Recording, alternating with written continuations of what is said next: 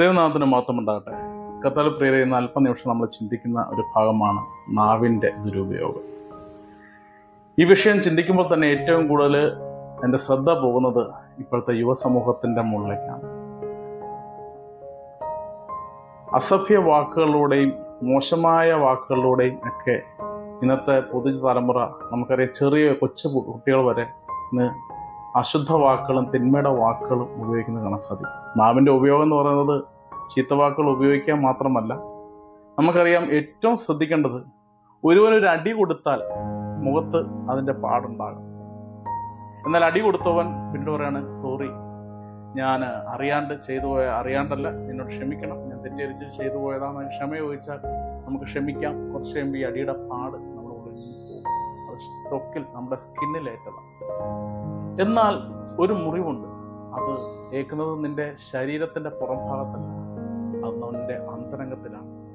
ആന്തരിക മുറിവ് നിനക്ക് നൽകുന്ന ഒന്ന്, അത് ഏൽപ്പിക്കാൻ കഴിയുന്ന ശക്തിയേറിയ ആയുധം എന്ന് പറയുന്നത് വേറെ ഒന്നുമല്ല. ലോകത്തിലെ ഒരു ആയുധത്തിനും ആന്തരികമായിട്ട് ഒരു മനുഷ്യന് മുറിവുണ്ടാക്കാൻ പറ്റത്തില്ല. നാവ് കൊണ്ട് ഒരുവനെ മുറിവ് ഏൽപ്പിച്ചാൽ അത് ആന്തരിക മുറിവായിട്ട് മാറും. എനിക്കറിയാവുന്നൊരു ഫാമിലി ഉണ്ട്. വർഷങ്ങളായിട്ട് ഒരുമിച്ച് നല്ല ഒരുമയിൽ കഴിഞ്ഞൊരു കുടുംബമാണ്. ഒരൊറ്റ വാക്കിൻ്റെ പേരിൽ ഇന്ന് വർഷങ്ങളധികം, എൻ്റെ ഓർമ്മയിൽ ഒരു 25-30 വർഷത്തോളമായി ആ രണ്ട് വാക്കുകളും, രണ്ട് ഫാമിലികളും ഒരു വാക്കിൻ്റെ മേൽ ഇന്ന് പിണക്കത്തിലാണ്. പല കുടുംബങ്ങളും ഇന്ന് അകൽച്ചയിലാണ്, പല സഹോദരങ്ങളും അകൽച്ചയിലാണ്. ഒറ്റ പ്രശ്നം, നാവിൻ്റെ. നിന്റെ നാവ് തിന്മയുടെ ഹൃദയത്തിൻ്റെ നിറവിൽ അതിനെ സംസാരിക്കുമെന്ന ദൈവവചനം. നിന്റെ ഹൃദയം അശുദ്ധമാണെങ്കിൽ യേശു പറഞ്ഞു, നിന്റെ ഹൃദയത്തിൽ നിന്നാണ് അശുദ്ധി പുറത്തേക്ക്. നിന്റെ നാവ് മോശമെങ്കിൽ അത് അനേകം കുടുംബങ്ങളെ ചെതറിച്ചിട്ടുണ്ട്, അനേക കുടുംബ ബന്ധങ്ങളെ തകർത്തിട്ടുണ്ട്, അനേകം ദേശങ്ങളിൽ അത് പ്രശ്നമുണ്ടാക്കിയിട്ടുണ്ട്. ഒരു സമൂഹത്തിൽ തന്നെ വലിയ ആന്തരിക മുറിവ് നൽകുവാൻ ഈ നാവിന് സാധിക്കും. അതുകൊണ്ടാണ് ദൈവവചനം വളരെ ശക്തമായിട്ട് നമ്മളെ പഠിപ്പിക്കുകയാണ്, നാവ് നീ സൂക്ഷിച്ചു.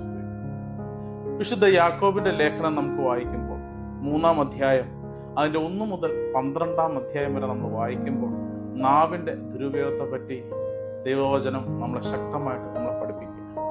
എൻ്റെ സഹോദരൻ, നിങ്ങളിൽ അധികം പേർ പ്രബോധരാകാൻ തുനിയരുത്. എന്തെന്നാൽ കൂടുതൽ കർശനമായ വിധിക്ക് നാം അർഹമാക്കുമെന്ന് മനസ്സിലാകും. നാം എല്ലാവരും പലവിധ തെറ്റ് ചെയ്യുന്നു. സംസാരത്തിൽ തെറ്റുവരുത്താത്ത ഏവനും പൂർണ്ണനാണ് എന്ന് ദൈവവചനം പറയാണ്. തൻ്റെ ശരീരത്തെ മുഴുവൻ നിയന്ത്രിക്കാൻ അവന് കഴിയും. നമ്മെ അനുസരിക്കുന്നതിന് വേണ്ടി കുതിരയുടെ വായിൽ കടിഞ്ഞാൻ ഇടുമ്പോൾ അതിൻ്റെ ശരീരം മുഴുവനും നാം നിയന്ത്രിക്കുകയാണ് ചെയ്യുന്നത്. അതുപോലെ വളരെ വലുതും ശക്തമായ കാറ്റിനാൽ പായിക്കപ്പെടുന്നതുമായ കപ്പലുകളെ നോക്കുവിൻ. വളരെ ചെറിയ ചുക്കാനം ഉപയോഗിച്ച് ആഗ്രഹിക്കുന്ന സ്ഥലത്തേക്ക് കപ്പിത്താൻ അതിനെ നയിക്കുന്നു. അതുപോലെ നാവ് വളരെ ചെറിയ അവയവമാണ്, എങ്കിലും അത് വൻപ് പറയുന്നു. ചെറിയൊരു തീപ്പൊരി എത്ര വലിയ വനത്തെയാണ് ചാമ്പലാക്കുക. നാവ് തീയാണ്, അത് ദുഷ്ടതയുടെ ഒരു ലോകം തന്നെയാണ്. നമ്മുടെ അവയവങ്ങളൊന്നായ അത് ശരീരം മുഴുവനെയും മലിനമാക്കുന്നു. നരകാഗ്നിയാൽ ജ്വലിക്കുന്ന ഈ നാവ് പ്രകൃതി ചക്രത്തെ ചുട്ടുപഴുപ്പിക്കുന്നു. എല്ലാത്തരം വന്യമൃഗങ്ങളെയും പക്ഷികളെയും ഇഴജന്തുക്കളെയും സമുദ്ര ജീവികളെയും മനുഷ്യൻ ഇണക്കുന്നുണ്ട്, ഇണക്കിയിട്ടുമുണ്ട്. എന്നാൽ ഒരു മനുഷ്യനും നാവിനെ നിയന്ത്രിക്കാൻ സാധിക്കില്ല. അത് അനിയന്ത്രീയമായ തിന്മയും മാരകവുമായ വിഷവുമാണ്. ഈ നാവ് കൊണ്ട് കർത്താവിനെ പിതാവേ എന്ന് നാം സ്തുതിക്കുന്നു. ദൈവത്തിന്റെ സദൃശത്തിൽ സൃഷ്ടിക്കപ്പെട്ടിരിക്കുന്ന മനുഷ്യൻ അതേ നാവ് കൊണ്ട് ശപിക്കുകയും ചെയ്യുന്നു. സ്തോത്ര, ഹല്ലേലൂയ. ഒരേ വായിൽ നിന്ന് അനുഗ്രഹവും ശാപവും പുറപ്പെടുന്നു. എൻ്റെ സഹോദരൻ, ഇത് ഉചിതമല്ല. സ്തോത്ര, അരുവി ഒരേ ഉറവിൽ നിന്ന് മധുരവും കയ്പും പുറപ്പെടുവിക്കും. എൻ്റെ സഹോദരരെ, അത്തർവിഷത്തിന് ഒലിവ് ഫലങ്ങളോ മുന്തിരിവള്ളിക്ക് അത്തിപ്പഴങ്ങളോ പുറപ്പെടുവിക്കാൻ കഴിയുമോ? ഉപ്പിന് വെള്ളത്തെ മധുരീകരിക്കാനാവുമോ? സ്തോത്ര, ഹല്ലേലൂയ.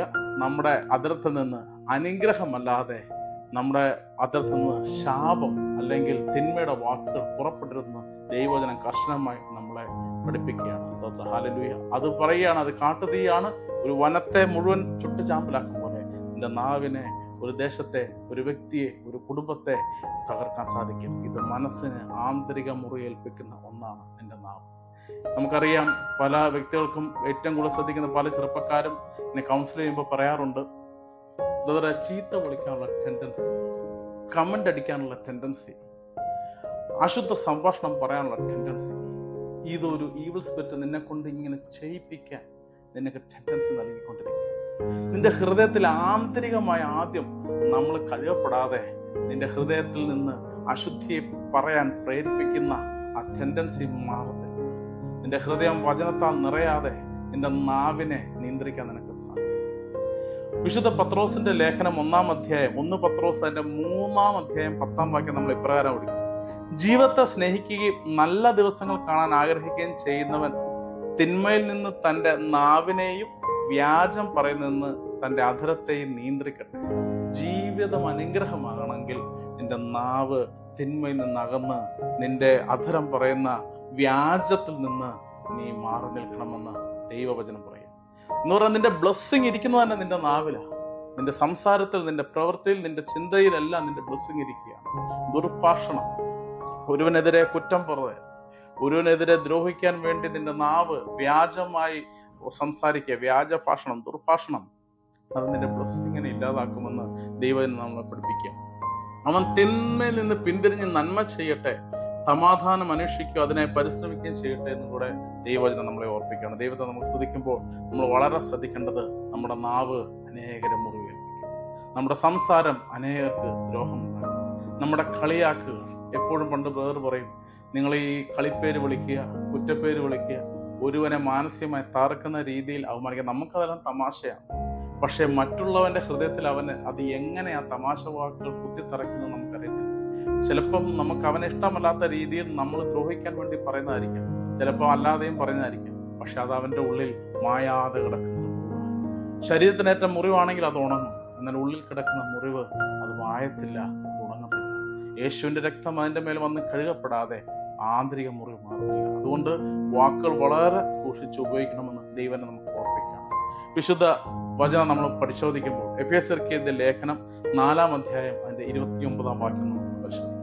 ഇപ്രകാരമാണ് ഒരു ആത്മീയ പൈതൽ അല്ലെങ്കിൽ ആത്മീയ ജീവിതത്തിൽ മുന്നോട്ട് പോകാൻ ആഗ്രഹിക്കുന്നവർ എപ്രകാരമാണ് തന്റെ നാവിനെ നിയന്ത്രിക്കേണ്ടത്. ദൈവവചനം എഫേസ്യർ 4 അധ്യായം അതിന്റെ 29 വാക്യം നമ്മളെ പഠിപ്പിക്കുന്ന ഇപ്രകാരമാണ്: നിങ്ങളുടെ അധരങ്ങളിൽ നിന്ന് തിന്മയുടെ വാക്കുകൾ പുറപ്പെടാതിരിക്കട്ടെ. സങ്കീർത്തനക്കാരൻ പറഞ്ഞു, ദൈവമേ എൻ്റെ അധര കവാടത്തിന് കാവൽ ഏർപ്പെടുത്തണമേ. നിന്റെ നാവിൽ നിന്ന് തിന്മയുടെ വാക്കുകൾ പുറപ്പെടാതിരിക്കട്ടെ. തിന്മ നിന്റെ നാവിൽ ദുർഭാഷണങ്ങൾ, വ്യാജവർത്താനം, നുണ പറയൽ, അശുദ്ധിയുടെ സംഭാഷണം, മ്ലേച്ഛതയുടെ സംസാരം, ചീത്ത വാക്കുകൾ, അസഭ്യമായ വാക്കുകൾ, ഇത് നിന്റെ ഉള്ളിൽ നിന്ന് പുറപ്പെടാതിരിക്കട്ടെ. ശാപവാക്കുകൾ നിന്റെ ഉള്ളിൽ നിന്ന് പുറപ്പെടാതിരിക്കട്ടെ. പിന്നെ എപ്രകാരമായിരിക്കണം? കേൾവിക്കാർക്ക് ആത്മീയ ചൈതന്യം പ്രദാനം ചെയ്തതിനായി അവരുടെ ഉന്നതിക്ക് ഉതകും വിധം നല്ല കാര്യങ്ങൾ സന്ദർഭം അനുസരിച്ച് സംസാരിക്കണം. ആത്മീയ ഉന്നതിക്ക് വേണ്ടി ദൈവകാര്യങ്ങൾ, ആത്മീയ ഉണർവ് കിട്ടുന്ന കാര്യങ്ങൾ, ദൈവവചനത്തിന്റെ പ്രചോദനം, ഇങ്ങനെ ദൈവിക കാര്യങ്ങൾ സംസാരിക്കാനാണ് ദൈവവചനം നമ്മളെ അനുവദിക്കുന്നത്. നിന്റെ നാവ് അത് കാട്ടുതീയാണ്. അത് അനേകം നമ്മുടെ ഭവനത്തിൽ തന്നെ നമ്മുടെ നാവ് പലർക്കും പ്രശ്നമാണ്. മാതാപിതാക്കളോടുള്ള കയർപ്പ് അല്ലെങ്കിൽ സഹോദരനോടുള്ള നിന്റെ സംഭാഷണം അത് പലർക്കും മുറിവാണ്. നിന്റെ സൗഹൃദ വലയത്തിൽ നിന്റെ സംസാരം എപ്രകാരമാണ്? നിന്റെ അയൽപക്കങ്ങളിൽ നിന്റെ സംസാരം എങ്ങനെയാണ്? നിന്റെ കൂട്ടായ്മയിൽ നീ ആയിരിക്കുന്ന സാഹചര്യത്തിൽ നിന്റെ നാവ് ശുദ്ധമാണോ? അതുകൊണ്ട് ഇന്ന് നമ്മൾ ഈ വചനം പഠിക്കുമ്പോൾ ഓർക്കുകയാണ്, നീ തിന്മയിൽ നിന്ന് നിന്റെ അധരത്തെ, വ്യാജ ഭാഷണത്തിൽ നിന്ന് നിന്റെ സംഭാഷണങ്ങളെ മാറ്റുവാൻ ദൈവവചനം ഇന്ന് കൽപ്പിക്കുകയാണ്. നമുക്ക് പ്രാർത്ഥിക്കാം. കർത്താവേ, ദാവീദ് പ്രാർത്ഥിച്ച പോലെ എൻ്റെ അധര കവാടത്തിൽ കാവൽ ഏർപ്പെടുത്തും. ദൈവം നമ്മളെ അനുഗ്രഹിക്കട്ടെ.